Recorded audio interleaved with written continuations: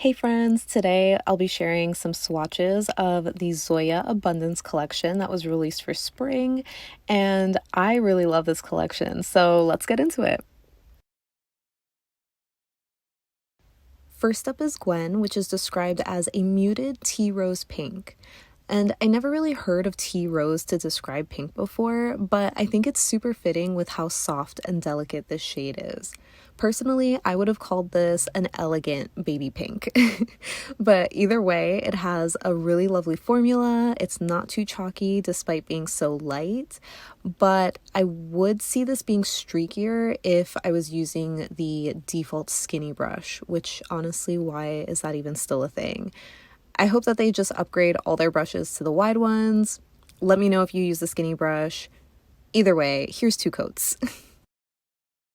Next up is Kit, which is described as an old rose cream. So I was the least excited about this one because I think we've just seen this kind of shade from Zoya before. It immediately reminded me of Mara from last year's spring collection, but this one is darker and rosier. But I don't know. It's still a beautiful color. It has a gorgeous formula, and I would wear this as a full manicure, no doubt. I guess just compared to some of the other polishes in this collection, it was just a little bit boring for me. It's still really flattering though, so let me know if you find this shade boring or not. Up next we have Ellis, which is described as a dark, rich cerise cream. Am I saying that right? Cerise? Cerise. This one is just stunning. The first swipe alone is so satisfying. The formula is just perfect. It's not really streaky like some of the other ones, but you still would need two coats. I wouldn't call this one a one coater.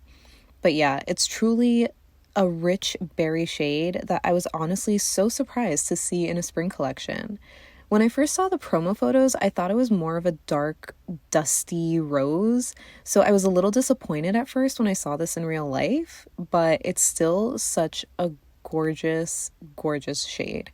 I really love this one, even if it's dark for spring. Next we have Lena, which is described as a mid-toned wisteria purple cream.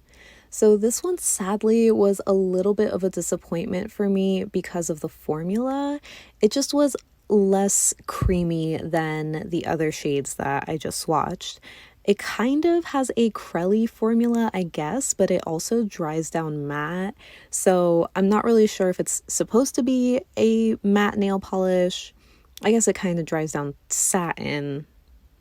Either way, here I'm doing a second coat, but it doesn't really give me full opacity. I still had a few bald spots, so I went over with a thicker third coat just to really smooth everything out.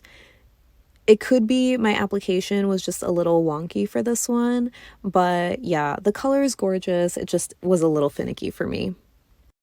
Next we have Tyler, which is described as a deep indigo blue cream.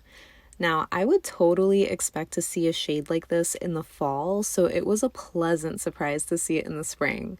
I think the color and the formula are absolutely beautiful.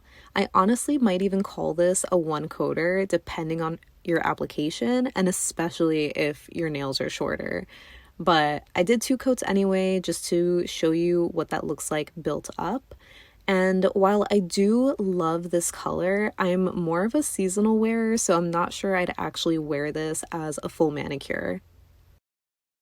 And last but certainly not least is Elsa, which is described as an iridescent, cool-toned blue with a purple magical shift with densely packed rainbow glitter.